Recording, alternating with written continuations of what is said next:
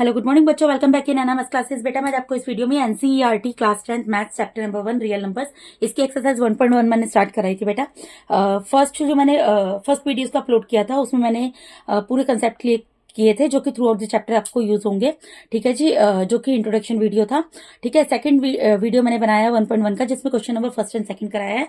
इस वीडियो के अंदर मैं question number third and fourth कराऊंगी और नेक्स्ट वीडियो में क्वेश्चन नंबर 5, 6, 7 आपका पूरा कंप्लीट करा दूंगी, यानी कि एक्सरसाइज 1.1 आपकी पूरी कंप्लीट करा दूंगी। तो चलिए एक्सरसाइज 1.1 के थर्ड क्वेश्चन को पढ़ते हैं, क्या दिया हुआ है। यहाँ पर क्वेश्चन में बोल रहे हैं find the LCM and HCF of the following integers by applying the prime factorisation method. So you have to again use prime factorisation method for these given integers to find out their LCM and as well as HCF. All right, second question बिल्कुल same था बेटा, उसमें भी हम LCM और HCF निकाल रहे थे। बस what is the major difference between second question and third question. Major difference ये आ रहा है कि सेकंड क्वेश्चन के अंदर हमें ये भी फाइंड आउट करना था कि LCM और HCF को जब वो मल्टीप्लाई करते हैं तो product of the two numbers के इक्वल आता है। इसके अंदर वो चीज नहीं दी है।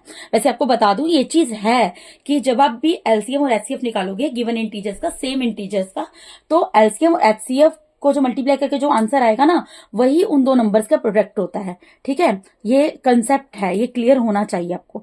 ठीक है, क्योंकि आगे क्वेश्चन में यूज होगा।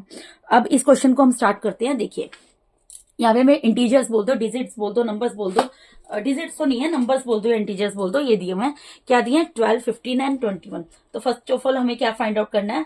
First of all I need to find out their LCM, after that I have to find out their HCF.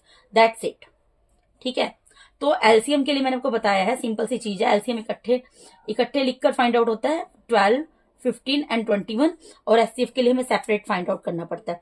यहाँ 12 का निकालेंगे प्राइम फैक्टर्स, यहाँ 15 के निकालेंगे और यहाँ पर 21 के निकालेंगे। ठीक है जी, तो स्टार्ट करते हैं बेटा। देखो सबसे पहले हम किसके निकाल रहे हैं? 12 के निकाल रहे हैं, 12, 15 एंड 21 के।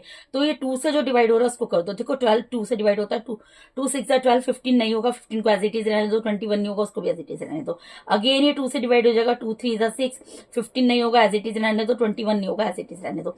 अब इसके बाद 2 से कुछ भी डिवाइड नहीं होगा, 3 से तीनों डिवाइड हो जाएंगे। 3 1 3, 3 5 15 एंड 3 7 21। अब 3 से भी कुछ नहीं होगा। ये 5 और 7 प्राइम नंबर है जो कि अपने नंबर अपने टेबल से ही डिवाइड होंगे। ठीक है, इटसेल्फ खुद को डिवाइड करेंगे या फिर 1 से डिविजिबल होते हैं। तो 5 तो 1 तो आएगी। हमें एक्चुअली प्राइम फैक्टराइजेशन मेथड से जब हम प्राइम फैक्टर्स निकालते हैं अल्टीमेटली हमें 1 लाना होता है। ठीक है, यहाँ तो 1 आ चुका है। ये 5 1 5 और इस 7 तो एज इट इज उतर जाएगा। ठीक है, उसके बाद ये 7 से डिवाइड होगा, ये 1 रहेगा, 1 रहेगा और ये हो गया 7। तो यानी कि एलसीएम कितना निकल गया बेटा? एलसीएम कितना निकल गया? 2 multiply by 2 multiply by 3 multiply by 5 multiply by 7। तो इसको मल्टीप्लाई कर लो। 2 2 4, 4 3 12, 12 5 60 एंड 67 6 7 कितना होता है? 42 और एक 0 लग जाएगा। सिंपल सा मल्टीप्लीकेशन। ठीक है, तो कितना आ गया? एलसीएम कितना आ गया इसका? 420। एलसीएम कितना आ गया बच्चे? 420 आ गया। अब हम निकालते हैं एचसीएफ। ठीक है जी, तो पहले 12 का निकाल लेते हैं। 2 6 12, अगेन 2 3 6, अगेन 3 1 3। ठीक है जी, इसका निकालेंगे। 3 से डिवाइड होगा, 3 से डिविजिबल है, 2 से डिविजिबल नहीं है, ओड नंबर है। 3 5 15 एंड 5 1 5। ठीक है, अगेन ये 3 से होगा, 3 7 21, 7 1 7। तो एचसीएफ मतलब कॉमन क्या निकल रहा है तीनों में? देखो यहाँ पर 2 है लेकिन यहाँ पर तो दोनों में 2 है ही नहीं, बट यहाँ पर 3 है, यहाँ भी 3 है और इसमें भी 3 है, यानी कि एचसीएफ क्या निकल गया बेटा? एचसीएफ क्या निकल गया? जो सब में होता है, यानी कि 3। ठीक है, so therefore you can write it इस तरीके से लिख देना, LCM is equals to 420 and HCF is equals to 3। ठीक है जी, आंसर लिख दो, सॉल्यूशन लिख दो, जो भी लिखना चाहते हो आपकी मर्जी है। ठीक है बेटा, तो इसके फर्स्ट पार्ट का ये आ गया आंसर। अब इसके सेकंड पार्ट में मूव करते हैं ना, कितना इजी। देखो बच्चों वाली चीजें हैं ये, एकदम छोटे बच्चों वाली, अभी स्टार्टिंग में। ठीक है, तो देखो बेटा इसके बाद क्या? 17 23 एंड 29। अब एक चीज बताओ, 17 सोचो खुद से कि जो यहाँ पर 17 दे दिया हमें। एक मिनट में पेन कहाँ चला गया? हाँ देखो, अब यहाँ पर सोचो, ये जो 17 दे दिया और 23 दे दिया और 29 दे दिया, ये तो भाई ये तो सिर्फ और सिर्फ अपने ही टेबल में आते हैं। लेकिन अब हम इनको एलसीएम एलसीएम निकाल कर दिखा रहे हैं। आप चाहो तो इन तीनों को मल्टीप्लाई करके दिखा दो, क्योंकि ये तीनों सिर्फ और सिर्फ अपने ही टेबल से डिवाइड होंगे। ये सब प्राइम नंबर है, क्योंकि 17 is a prime number, 23 is also a prime number and 29 is also a prime number. ठीक है, लेकिन क्योंकि हमें बोला है, इस वजह से मैं यहाँ पर निकाल कर दिखा रही हूं। ठीक है, इनका प्राइम फैक्टर ये तीनों नंबर ही आएंगे। देखो कैसे, 17 वन 17 खत्म, यहाँ पर 23 वन 21, सॉरी 23 वन 23। ठीक है, यहाँ पर भी 1 आ गया और यहाँ 29 वन 29। मैं क्या कह रही थी, इसको नहीं भी निकालते ना, इन तीनों को मल्टीप्लाई कर देते, क्योंकि हमें पता है कि 17, 23, 29 तीनों ही प्राइम नंबर्स हैं। तो प्राइम नंबर्स तो सिर्फ खुद के टेबल से ही डिवाइड होंगे या 1 से डिवाइड होंगे। ठीक है ना, तो यानी कि 17 सिर्फ 17 से डिवाइड होगा, 23 सिर्फ 23 से डिवाइड होगा, 29। लेकिन क्योंकि हमें बोला है एलसीएम निकालने के लिए, इसलिए मैंने इस तरीके से निकाल कर दिखा दिया। एचसीएफ में भी सेम बात रहेगी बेटा, ये तीनों नंबर सिर्फ खुद के टेबल से डिवाइड होंगे, लेकिन हमें बोला है इसलिए हम निकाल कर दिखा रहे हैं यहाँ पे 23 एंड यहाँ पर 29।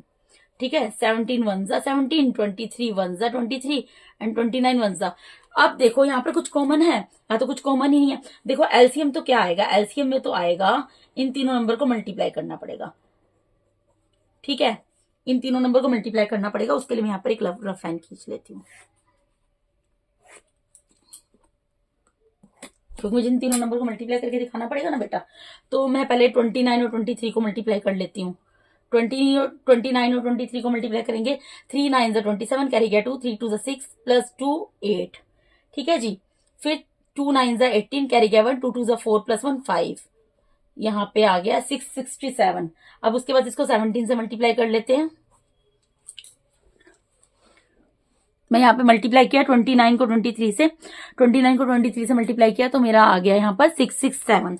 अब इसको 17 से मल्टीप्लाई कर रही हूँ, 7 7 49, कैरी गया 4, 7 6 42, 42 प्लस 4 46, कैरी गया 4, 7 6 42, 42 प्लस 4 46। ठीक है, फिर मल्टीप्लाई का साइन, 1 7 7, 1 6 6, 1 6 6, इन सबको प्लस करोगे तो आपका आएगा यहाँ पर 11,339। ठीक है बेटा, क्या आ गया 11,300।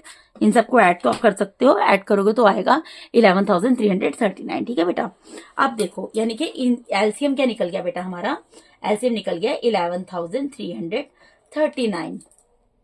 ये एलसीएम आ गया। अब एचसीएफ क्या होगा सोचो, एचसीएफ तो होता है हाईएस्ट कॉमन फैक्टर।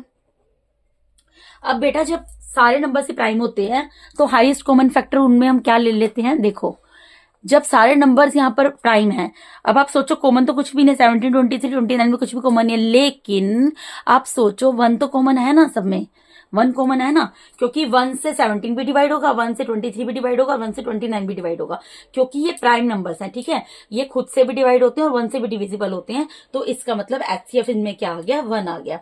और वैसे भी आप देखो यहाँ पर एलसीएम और एचसीएफ को अगर आप मल्टीप्लाई करोगे, इन दोनों नंबर्स को मल्टीप्लाई करोगे तो इन तीनों का मल्टीप्लीकेशन ही तो आएगा, product of the given number ही तो आएगा, और product of the given number तो भी हमने निकाला ही है, यानी कि हमारा आंसर एकदम एक्यूरेट होगा। ये चेक करने का तरीका है।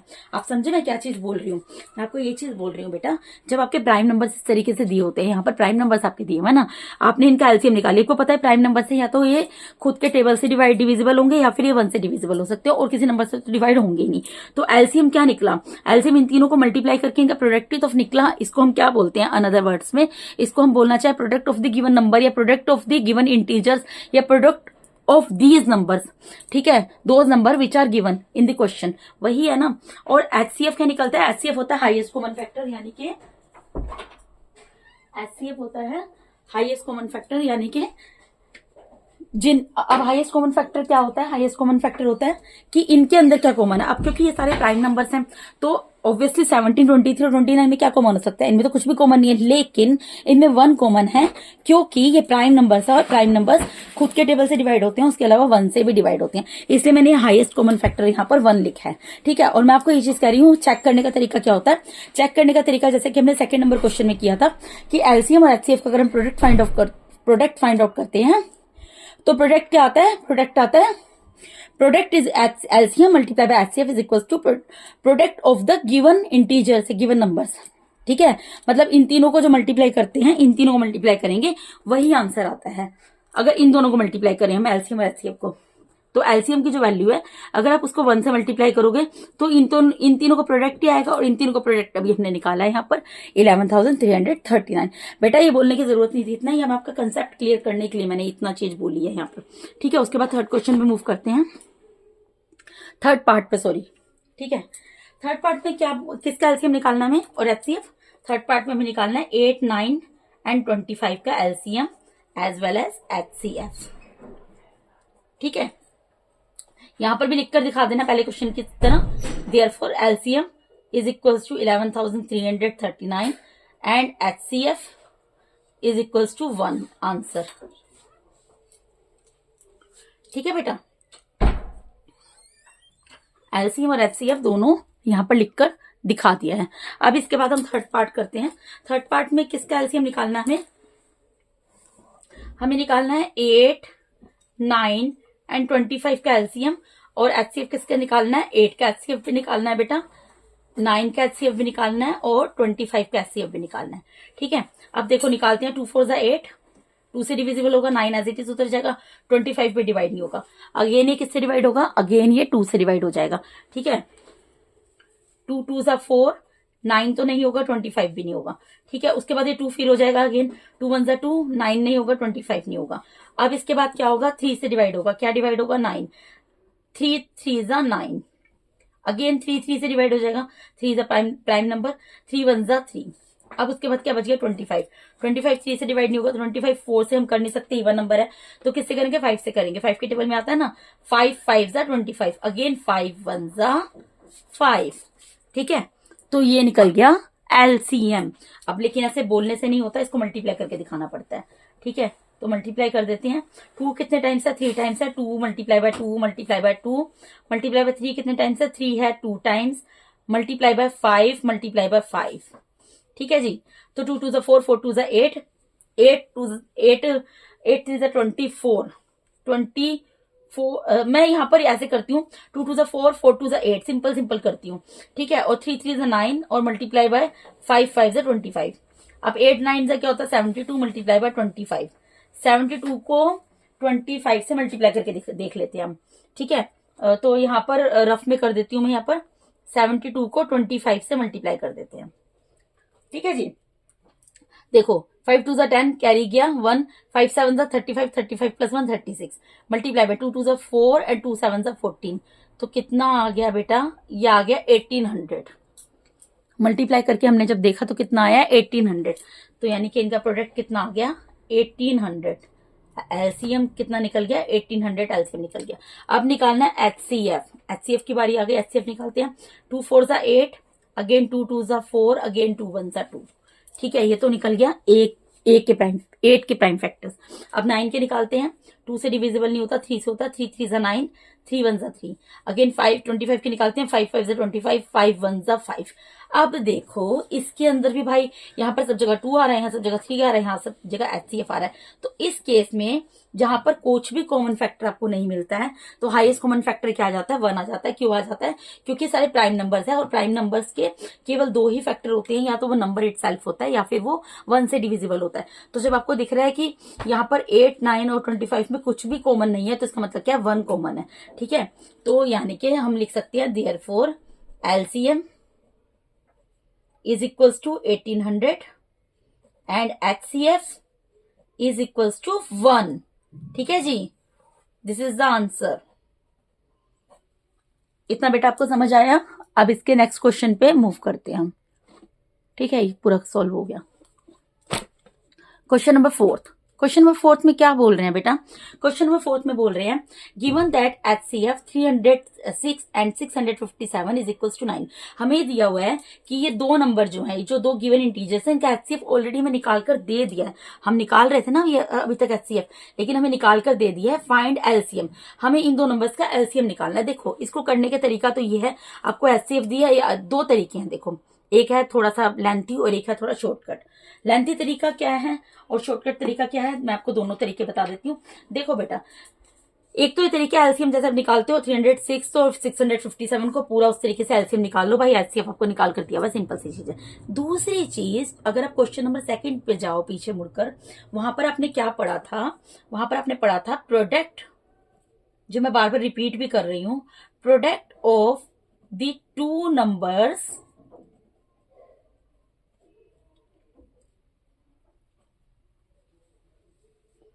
Is equals to LCM multiply by HCF, कि दो नंबर का, जो भी दो नंबर है उनका जो प्रोडक्ट होता है वो एलसीएम और एचसीएफ के इक्वल होता है। अब एक चीज सोचो, हमें सेम नंबर ही दिया ना, एचसीएफ हमें 306 और 657 का ही दिया निकाल कर, और इन्हीं दो नंबर का हमें एलसीएम निकालना है, यानी कि product of the two numbers में मैं क्या लिख सकती हूँ, 306 multiply by 657 equals to, LCM मुझे निकालना है तो एलसीएम की जगह एलसीएम ही रहने दो, मल्टीप्लाई बाय एचसीएफ की वैल्यू मुझे दी हुई है, समझे। तो क्वेश्चन इससे क्या होगा, थोड़ा सा छोटा हो जाएगा। तो यहां से हम एलसीएम को सेपरेट कर लेते हैं, ठीक है। एलसीएम को मैं इधर ले गई, इधर की साइड लिख दिया मैंने, कोई दिक्कत, ठीक है। अब इधर क्या है, 306 मल्टीप्लाई बाय 657 है भाई, इक्वल टू का साइन है, इस चीज को इधर तो भी लिख सकती हूँ, ठीक है। आपको कंफ्यूजन ना हो, देखो मैं इसको एक स्टेप अगेन ये कर देती हूँ, ठीक है। इसको मैंने इधर लिख दिया, इसको इधर लिख दिया, तो एलसीएम निकालना है मुझे, तो एलसीएम को उसकी जगह पर एज इट इज रहने दो, ठीक है। 9 मल्टीप्लाई में क्या चला जाएगा, डिवाइड में चला जाएगा, सिंपल सी चीज है, ठीक है। डिवाइड में चला गया 9। अब देखो जहां कैंसिल कर सकते हो, सॉरी 3 से कैंसिल होगा, 3 3 जा 9, 3 1 जा 3, 0, 3 2 जा 6, ठीक है जी। अगेन 3 से डिवाइड होगा, 3 1 जा 3, 3 3 जा 9 एंड 3 4 जा 12। तो अब इससे हमारा क्वेश्चन थोड़ा छोटा हुआ कि नहीं हुआ, क्या आ गया। अब हमें किसको मल्टीप्लाई करना पड़ेगा, 34 मल्टीप्लाई बाय 657, और अगर मैं वैसे एलसीएम निकालती तो मुझे 306 और 657 का एलसीएम निकालना पड़ता, और उसका एलसीएम निकालती है, फिर जो निकलता, जितने मल्टीपल निकलते उन सबको मल्टीप्लाई करके भी दिखाना पड़ता। तो ये क्वेश्चन हमारे शॉर्टकट में बन गया ना, इसलिए इस तरीके से कर लेना ही ज्यादा अच्छा है, ठीक है। तो एलसीएम, अगर आपको ये ध्यान ना रहे, पहली बात आपको ध्यान रखना है बेटा, 10th क्लास है, आपको हर कीमत पे इसको ध्यान रखना है, ठीक है। मैंने अभी आपको रिपीट किया पहले वीडियो में कि आपको पूरी एनसीईआरटी को विद एग्जांपल्स घोल के पिए जाना है, ठीक है, ताकि जब आप एक्स्ट्रा एडिशनल बुक से रिवीजन वर्क करें तो आपको कोई भी दिक्कत ना आए, कंसेप्ट क्लियर हो जाएंगे पूरी एनसीईआरटी से, ठीक है बेटा। तो एलसी अभी यहाँ पर ये क्या हो गया, यानी कि 657 को 34 से मैं इस तरीके से भी लिख सकती हूँ, मैं मल्टीप्लाई कर रही हूँ, ठीक है, मल्टीप्लाई कर रही हूँ। 4 7 28 कैरी गया 2, 4 5 20, 20 प्लस 2 22 कैरी गया 2, 4 6 24, 24 प्लस 2 26, फिर मल्टीप्लाई का साइन, 3 7 21 कैरी गया 3 7 21 कैरी गया 2, 3 5 15, 15 प्लस 2 17, ठीक है, कैरी गया 1, 3 6 18, 18 प्लस 1 19। अब इन सबको प्लस कर लो, 8 3 3, और यहां पर क्या आएगा, यहां पे आएगा 2 एंड 2, तो ये आपका आ गया आंसर, ठीक है जी। ये आपका क्या आ गया, आंसर आ गया। आपको एलसीएम निकालना था ना, यहां पे लिख देना therefore LCM is equals to, और एक चीज आपको और मैं बता देती हूँ बेटा, एलसीएम जो होगा हमेशा एचसीएफ से बड़ा होता है। अभी आपने इतने क्वेश्चंस देख किए, आपको ये चीज तो समझ आ गई होगी, कभी भी हमें 2 नंबर दिए हो, 2 इंटीजर्स दिए हो, या 3 इंटीजर्स दिए हो, या 4 इंटीजर दिए हो, सो ऑन, तो उनका अगर हम एलसीएम फाइंड आउट करते हैं और एचसीएफ फाइंड आउट करते हैं तो कौन सी चीज ज्यादा बड़ी आती है, एलसीएम बड़ा आता है ना, और एचसीएफ। तो अगर आपको इस तरीके के स्टेटमेंट वाले क्वेश्चन आगे दिए होंगे, ठीक है, तो आपको उसमें ये चीज सोचनी है कि मुझे मेरा आंसर बड़ा आएगा या छोटा आएगा। अगर आपको ये लगता है, क्योंकि आपको उसमें गिवन नहीं होगा कि आपको you have to find out their LCM या you have to find out your HCF, आपको अपनी अंडरस्टैंडिंग से समझना पड़ेगा। तो वो आप किस तरीके से समझेंगे, इस कंसेप्ट को आप यूज करना कि कौन सी चीज बड़ी और छोटी होती है। आपको ये चीज तो पता लग गई ना कि एलसीएम हमेशा एचसीएफ से बड़ा निकल रहा है, अभी तक आपने जितने भी क्वेश्चन सीखे हैं पढ़े हैं, ठीक है। तो इसका मतलब है अगर आपका आंसर आपको लगता है कि बड़ा आएगा तो आप एलसीएम निकाल देना, और अगर आपको लगता है आपका आंसर छोटा आएगा तो वहां पर एचसीएफ निकाल देना, ठीक है जी। तो बेटा इसके साथ ही मैंने यहां पर आपको इस वीडियो के अंदर फिलहाल मैंने आपको NCERT class 10th math chapter number 1 real numbers, इसकी एक्सरसाइज 1.1 का question number 3rd and 4th पूरा कंप्लीट करा दिया है। नेक्स्ट वीडियो में 3 ही क्वेश्चन बचे हैं, वो हम कंप्लीट कर लेंगे, जिससे कि हमारी एक्सरसाइज 1.1 पूरी कंप्लीट हो जाएगी, ठीक है बेटा। तो अगर आप मेरे चैनल पे नए हैं और अगर आप लोग को मेरा टीचिंग मेथड अच्छा लगता है तो काइंडली मुझे सपोर्ट कीजिए। सपोर्ट आप कर सकते हैं, मेरे चैनल को सब्सक्राइब कीजिए, ठीक है बेटा, अपने फ्रेंड्स के साथ मेरी वीडियोस को लाइक कीजिए और अपने फ्रेंड्स के साथ शेयर कीजिए। And thank you so much for watching my videos बेटा। And if you have any kind of doubt then you can put your query in the comment box. ठीक है, I will definitely sort out your query. And thank you so much once again for watching my YouTube videos. God bless all of you. Thank you so much.